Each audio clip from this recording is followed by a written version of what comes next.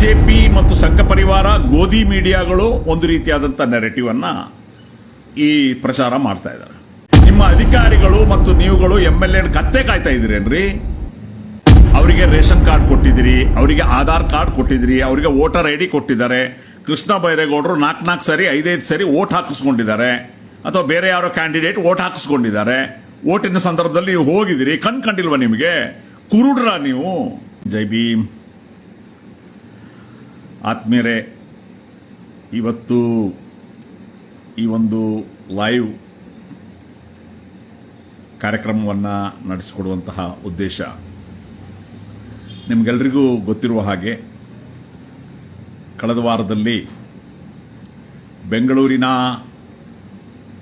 ಬ್ಯಾಟರಾಯನಪುರ ವಿಧಾನಸಭಾ ಕ್ಷೇತ್ರ ವ್ಯಾಪ್ತಿ ಅಂದರೆ ನಮ್ಮ ರೆವಿನ್ಯೂ ಮಿನಿಸ್ಟರ್ ಕೃಷ್ಣ ಬೈರೇಗೌಡರವರ ಕ್ಷೇತ್ರ ಅಲ್ಲಿ ಕೋಗಿಲು ಎಂಬುವಂಥ ಬಡಾವಣೆಯಲ್ಲಿ ಏನು ಬೆಳಗಿನ ಜಾವ 4:15 ಗಂಟೆಗೆ BDA ಅಧಿಕಾರಿಗಳು, ಬೇರೆ ಬೇರೆ ಅಧಿಕಾರಿಗಳು, ಪೊಲೀಸ್ ಅಧಿಕಾರಿಗಳು ಬುಲ್ಡೋಸರ್ ಅನ್ನು ತೆಗೆದುಕೊಂಡು ಹೋಗಿ ಸರಿಸುಮಾರು ಒಂದು 300ರಷ್ಟು ಮನೆಯನ್ನ ಏಕಾಏಕಿ ಧ್ವಂಸಗೊಳಿಸಿದರು. ಮಾನವೀಯತೆ, ಅಂತಃಕರಣ ಇದೆಲ್ಲವನ್ನ ಬದಿಗಿಟ್ಟು ಪ್ರಜಾತಂತ್ರ ವ್ಯವಸ್ಥೆಯಲ್ಲಿ ತನ್ನದೇ ಜನರ ಮೇಲೆ, ನಿಮಗೆ ಓಟು ಹಾಕಿದ, ನಿಮಗೆ ಬೆಂಬಲಿಸಿದ ನಿಮ್ಮದೇ ಜನರ ಮೇಲೆ ಯುದ್ಧ ಸಾರಿದ್ರಿ ಮಾನ್ಯ ಸಿದ್ದರಾಮಯ್ಯನವರೇ. ನನಗೆ ಆಶ್ಚರ್ಯ ಅನಿಸೋದು, ಕಳೆದ ವಾರ ಮಳವಳ್ಳಿಯಲ್ಲಿ ಶ್ರೀ ಶಿವರಾತ್ರೀಶ್ವರ ಸ್ವಾಮೀಜಿಗಳ ಒಂದು ಜಯಂತ್ಯೋತ್ಸವ ಕಾರ್ಯಕ್ರಮ ಆಯಿತು. ಅಲ್ಲಿ ಮಾನ್ಯ ಸಿದ್ದರಾಮಯ್ಯನವರು ಸಮಾರೋಪ ಭಾಷಣದಲ್ಲಿ ಈ ನಾಡಿನಲ್ಲಿ ಇವತ್ತು ಕೂಡ ಅಸಮಾನತೆ ಇದೆ, ಬಡವರ ಮತ್ತು ಶ್ರೀಮಂತರ ನಡುವೆ ದೊಡ್ಡ ಅಗಾಧವಾದಂತಹ ಒಂದು ಗ್ಯಾಪ್ ಇದೆ, ಅಸಮಾನತೆ ಇದೆ, ಜಾತೀಯತೆ ಇದೆ, ಈ ಅಸಮಾನತೆಯನ್ನು ತೊಡೆದು ಹಾಕಬೇಕು ಅನ್ನುವಂಥ ಮಾತುಗಳನ್ನು ಆಡಿದರು. ಯಾಕೆ ಇದೆ ಅಸಮಾನತೆ? ಯಾಕೆ ಅಸಮಾನತೆ ಇದೆ?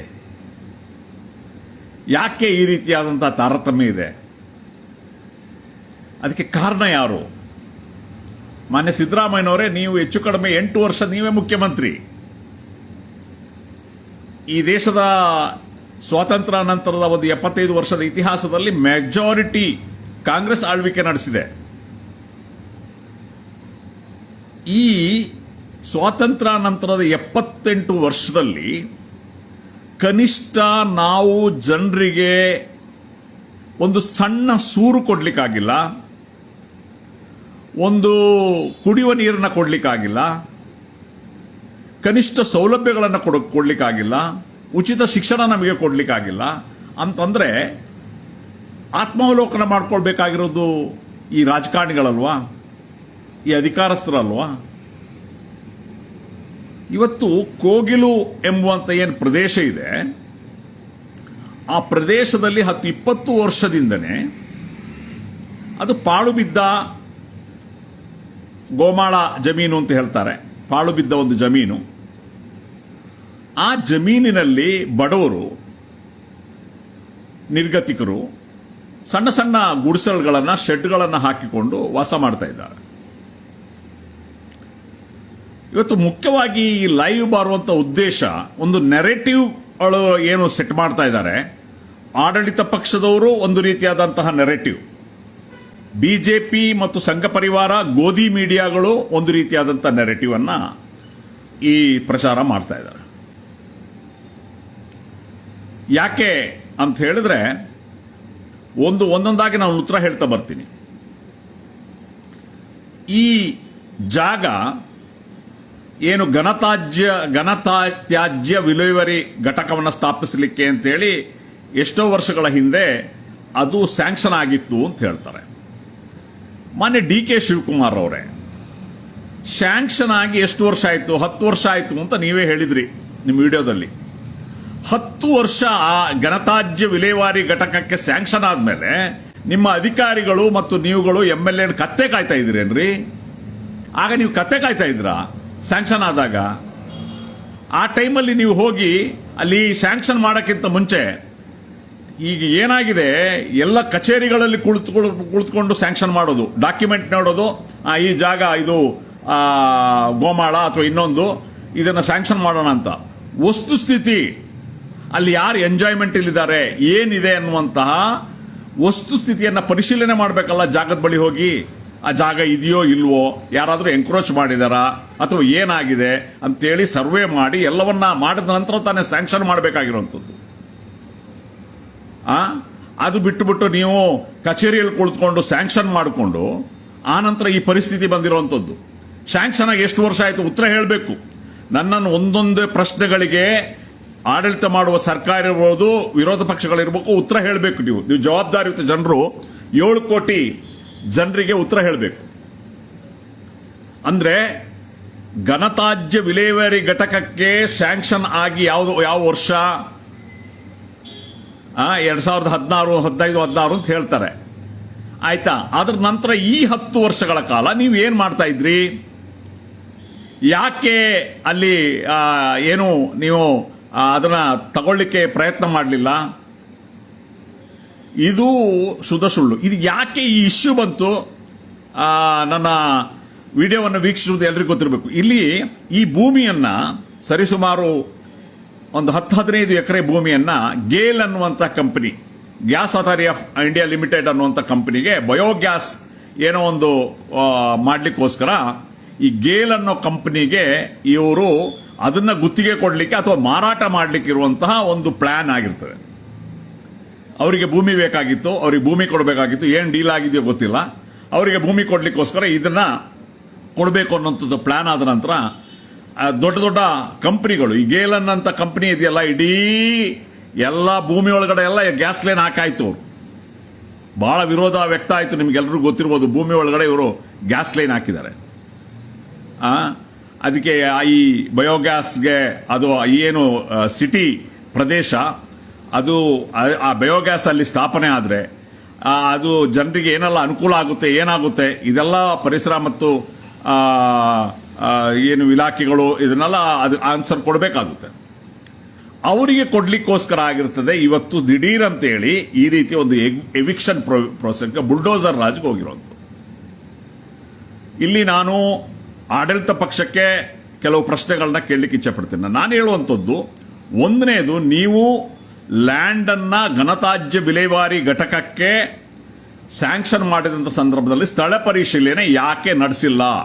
ಆ ಸ್ಥಳ ಪರಿಶೀಲನಾ ರಿಪೋರ್ಟ್ ಅಲ್ಲಿ, ನಿಮ್ಮ ಸ್ಯಾಂಕ್ಷನ್ ಮಾಡಬೇಕಾದ್ರೆ ಸ್ಥಳ ಪರಿಶೀಲನಾ ರಿಪೋರ್ಟ್ ಅಲ್ಲಿ ನೀವು ಇದನ್ನ ಬರೆದಿದ್ದೀರಾ, ಇಲ್ಲಿ ಇಷ್ಟು ಗುಡಿಸಲುಗಳಿದೆ, ಇಷ್ಟು ಜನ ಇದ್ದಾರೆ, ಅನಧಿಕೃತವಾಗಿದ್ದಾರೆ ಅನ್ನುವಂಥ ಅವತ್ತು ಏನಾದ್ರು ಮಾಹಿತಿ ಇರಲಿಲ್ವಾ ಅನ್ನುವಂಥದ್ದು ಒಂದು. ಎರಡನೇದು, ಅಲ್ಲಿರುವಂತಹ ಜನರು 20ರಿಂದ 25 ವರ್ಷಗಳಿಂದ ಅಲ್ಲಿದ್ದಾರೆ ಅನ್ನುವಂಥದ್ದು ಹೇಳ್ತಾ ಇದೆ. ದಾಖಲಾತಿಗಳಿದೆ. ಅವರಿಗೆ ರೇಷನ್ ಕಾರ್ಡ್ ಕೊಟ್ಟಿದ್ದೀರಿ, ಅವರಿಗೆ ಆಧಾರ್ ಕಾರ್ಡ್ ಕೊಟ್ಟಿದ್ದೀರಿ, ಅವರಿಗೆ ವೋಟರ್ ID ಕೊಟ್ಟಿದ್ದಾರೆ. ಕೃಷ್ಣ ಬೈರೇಗೌಡರು 4 ಸರಿ 5 ಸರಿ ವೋಟ್ ಹಾಕಿಸ್ಕೊಂಡಿದ್ದಾರೆ, ಅಥವಾ ಬೇರೆ ಯಾರೋ ಕ್ಯಾಂಡಿಡೇಟ್ ವೋಟ್ ಹಾಕಿಸ್ಕೊಂಡಿದ್ದಾರೆ. ವೋಟಿನ ಸಂದರ್ಭದಲ್ಲಿ ನೀವು ಹೋಗಿದ್ದೀರಿ, ಕಂಡಿಲ್ವಾ? ನಿಮಗೆ ಕುರುಡ್ರ ನೀವು? ವೋಟು ಹಾಕುವ ಸಂದರ್ಭದಲ್ಲಿ, ಎಲೆಕ್ಷನ್ ಸಂದರ್ಭದಲ್ಲಿ ಅಲ್ಲಿನ ಕಾರ್ಪೊರೇಟರ್ಸ್ ಮತ್ತು ಅಲ್ಲಿನ MLA ಕ್ಯಾಂಡಿಡೇಟ್ಗಳು ಹೋದಾಗ ನೀವೇನು ಕುರುಡರಾಗಿದ್ರಾ? ಆಗ ನಿಮಗೆ ಅನಧಿಕೃತ ಅಂತ ಗೊತ್ತಿರಲಿಲ್ವಾ? ಒಂದು ಅಲ್ಲಿ ಎಲ್ಲ ಕಾರ್ಡ್ಗಳು, ರೇಷನ್ ಕಾರ್ಡ್ಗಳು, Aadhaar card, voter ID card ಎಲ್ಲವೂ ಕೊಟ್ಟಿದ್ದೀರಿ. ಶಾಲೆಗಳನ್ನು ನಿರ್ಮಿಸಿದಿರಿ, ಎಲೆಕ್ಟ್ರಿಸಿಟಿ ಕೊಟ್ಟಿದ್ದೀರಿ. ನಿಮ್ದೇ ಡಿಪಾರ್ಟ್ಮೆಂಟ್, ನಿಮ್ದೇ ಸರ್ಕಾರದ ಡಿಪಾರ್ಟ್ಮೆಂಟ್. ಎಲೆಕ್ಟ್ರಿಸಿಟಿ ಫೆಸಿಲಿಟಿ ಕೊಡಬೇಕಾದ್ರೆ ಏನ್ ಕಂಡೀಷನ್ಗಳಿಲ್ವಾ? ಹೇಗೆ ಕೊಟ್ರಿ?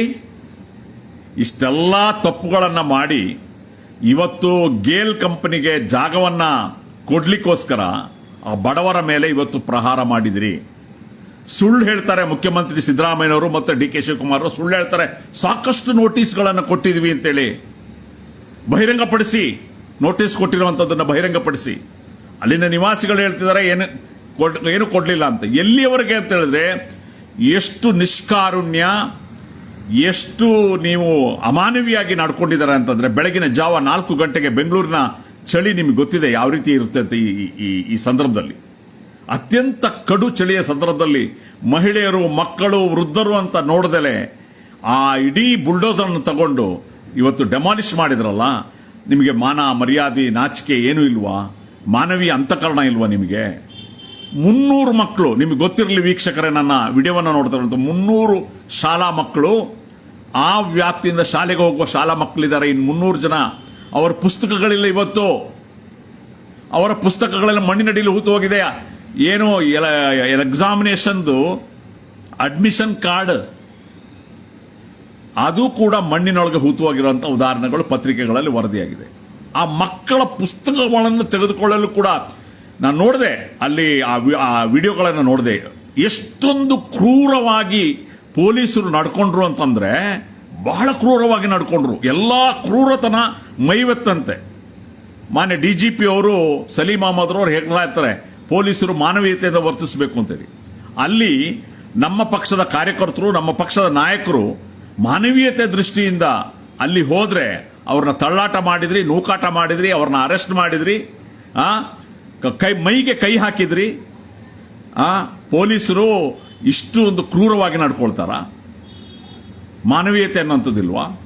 ಕಾಂಗ್ರೆಸ್ ಪಕ್ಷದ ನಾಯಕರಿಗೆ, ಸಿದ್ದರಾಮಯ್ಯನವರಿಗೆ, ಅದೇ ರೀತಿ DK ಶಿವಕುಮಾರ್ ಅವರಿಗೆ, ಇವರೆಲ್ಲರಿಗೂ ನಾನು ಪ್ರಶ್ನೆ ಮಾಡುವಂಥದ್ದು, ಯೋಗಿ ಆಡಳಿತದಲ್ಲಿ, ಉತ್ತರ ಪ್ರದೇಶ ಆಡಳಿತದಲ್ಲಿ ನೀವು ಬುಲ್ಡೋಸರ್ ರಾಜಕಾರಣ ಮಾಡಿದಂಥ ಸಂದರ್ಭದಲ್ಲಿ ನೀವು ಪ್ರಶ್ನೆ ಮಾಡಿದ್ರಿ. ಇವತ್ತು ಸಿದ್ದರಾಮಯ್ಯ ಹೇಳ್ತಾರೆ ಅದು ಬೇರೆ ಇದು ಬೇರೆ ಅಂತ. ಇದೇ ಅಂದ್ರೆ ಮಾನವೀಯತೆ ಇಲ್ಲದೆ, ಅಂತಃಕರಣ ಇಲ್ಲದೆ ಬುಲ್ಡೋಸರ್ ರಾಜಕಾರಣ ನೀವು ಮಾಡಿದ್ದು. ಸುಪ್ರೀಂ ಕೋರ್ಟ್ ಅದಕ್ಕೆ ಚೀಮಾರಿ ಹಾಕಿರುವಂಥದ್ದು. ನೀವು ಅಲ್ಲಿ ಡೆಲ್ಲಿಯಲ್ಲಿ ಬುಲ್ಡೋಸ್ ಮಾಡಿದಾಗ ನೀವು ನಿಮ್ಮ ರಾಹುಲ್ ಗಾಂಧಿ ಅವರು ದೊಡ್ಡ ಮಟ್ಟದ ಪ್ರತಿಭಟನೆಯನ್ನು ನಡೆಸಿದ್ರು. ರಾಹುಲ್ ಗಾಂಧಿ ಅವರು ಬುಲ್ಡೋಸ್ ರಾಜಕಾರಣದ ಬಗ್ಗೆ ಚರ್ಚೆ ಮಾಡಿದ್ರು. ಬುಲ್ಡೋಸ್ ರಾಜಕಾರಣ ಮಾಡೋದೇ ಪಾರ್ಲಿಮೆಂಟ್ ಅಲ್ಲಿ ಮಾತಾಡಿದ್ರು. ಈಗ ನೀವು ನಮ್ಮ ಕಾಂಗ್ರೆಸ್ ಆಡಳಿತದಲ್ಲಿರುವಂತಹ ರಾಜ್ಯದಲ್ಲಿ ಈ ರೀತಿ ಬುಲ್ಡೋಸರ್ ರಾಜಕಾರಣ ಮಾಡ್ತಾ ಇದಾರಲ್ಲ, ಇದ್ರ ಬಗ್ಗೆ ಉತ್ತರ ಕೊಡಬೇಕು. ಏನೇನೋ ಸಬೂಬುಗಳನ್ನ ಹೇಳ್ತಾರೆ. ಅವರು ವಲಸಿಗರು, ಅವರು ಎಲ್ಲೋ ಬಂದು ಇದ್ರು, ಕೆಲವೇ ವರ್ಷಗಳಲ್ಲಿ ಇದ್ರು ಅನ್ನುವಂಥದ್ದು.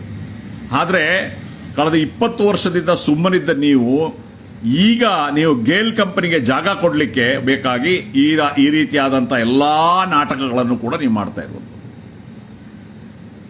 ನೀವು ರೇಷನ್ ಕಾರ್ಡ್ ಕೊಟ್ಟಿದ್ದೀರಿ, ನೀವು ಆಧಾರ್ ಕಾರ್ಡ್ ಕೊಟ್ಟಿದ್ದೀರಿ, ನೀವು ವೋಟರ್ ಕಾರ್ಡ್ ಹಾಕಿಕೊಂಡಿರಿ, ವೋಟರ್ ಕಾರ್ಡ್ ಕೊಟ್ಟಿದ್ದೀರಿ, ವೋಟ್ಗಳನ್ನು ಹಾಕಿಸ್ಕೊಂಡಿದ್ದೀರಿ. ಎಲ್ಲಾ ಚುನಾವಣೆಗಳಲ್ಲಿ, MP ಚುನಾವಣೆಯಲ್ಲಿ ಹಾಕಿಸ್ಕೊಂಡಿದ್ದೀರಿ, MLA ಚುನಾವಣೆಗಳಲ್ಲಿ ಹಾಕಿಸ್ಕೊಂಡಿದ್ದೀರಿ, ಕಾರ್ಪೊರೇಷನ್ ಚುನಾವಣೆಯಲ್ಲಿ ಹಾಕಿಸ್ಕೊಂಡಿದ್ದೀರಿ. ಆನಂತರ ನೀವು ಅಲ್ಲಿ ಶಾಲೆಗಳನ್ನು ನಿರ್ಮಿಸಿದಿರಿ, ಅಲ್ಲಿ ವಿದ್ಯುತ್ ಶಕ್ತಿ ವ್ಯವಸ್ಥೆಯನ್ನು ಮಾಡಿಕೊಟ್ಟಿದ್ರಿ. ಇದೆಲ್ಲ ಮಾಡ್ಕೊಳ್ಬೇಕಾದ್ರೆ ನಿಮ್ಮ ಅಧಿಕಾರಿಗಳು ಕಂಡಿರಲಿಲ್ವಾ? ಇದು ಅನಧಿಕೃತ ಅಂತ ಗೊತ್ತಿರಲಿಲ್ವಾ? ಇದನ್ನ ಉತ್ತರ ಹೇಳಬೇಕಲ್ಲ ಜನರಿಗೆ. ಬಹಳ ಮುಖ್ಯವಾದಂಥ ಒಂದು ಪ್ರಶ್ನೆ ಇವತ್ತು.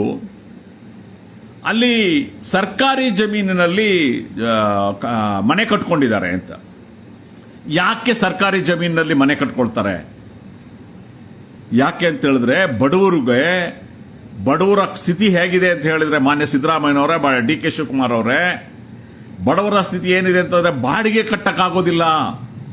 ಏನು ಅವ್ರ ಇನ್ಕಮ್ ಇದೆ, ಆ ಇನ್ಕಮ್ ಅಲ್ಲಿ ಬಾಡಿಗೆ ಕಟ್ಟಕ್ಕಾಗೋದಿಲ್ಲ. ಹೇಗೆ ಜೀವನ ನಡೆಸಬೇಕು? ಅಂತಹ ಸಂದರ್ಭದಲ್ಲಿ ಏನೋ ಸಾಲ ಸೋಲನ ಮಾಡಿ ಒಂದು ಸಣ್ಣ ಶೆಡ್ ಗುಡಿಸಲು ಮಾಡ್ತಾರೆ. ನಿಮ್ಮ ಜವಾಬ್ದಾರಿ, ಸರ್ಕಾರಗಳ ಜವಾಬ್ದಾರಿ ಆಗಿರ್ತದೆ. ಪ್ರತಿಯೊಂದು ಕುಟುಂಬಕ್ಕೂ ಒಂದು ಮನೆಯನ್ನ ನಿರ್ಮಿಸಿಕೊಡಬೇಕಾದಂತಹ ಜವಾಬ್ದಾರಿ ಸರ್ಕಾರದ್ದು. ಉಚಿತ ಆರೋಗ್ಯ, ಉಚಿತ ಶಿಕ್ಷಣ, ಮನೆಗಳನ್ನು ಕೊಡುವಂಥದ್ದು ಸರ್ಕಾರದ್ದು. ಬಡವರಿಗೆ ಕೊಡಿ, ಶ್ರೀಮಂತರಿಗೆ ಕೊಡಬೇಕು ಅಂತ ನಾವು ಕೇಳ್ತಲ್ಲ, ಬಡವರಿಗೆ ಕೊಡಬೇಕಲ್ಲ. ನೀವು ಮಾಡಿದ್ದೇನು 78 ವರ್ಷದಲ್ಲಿ?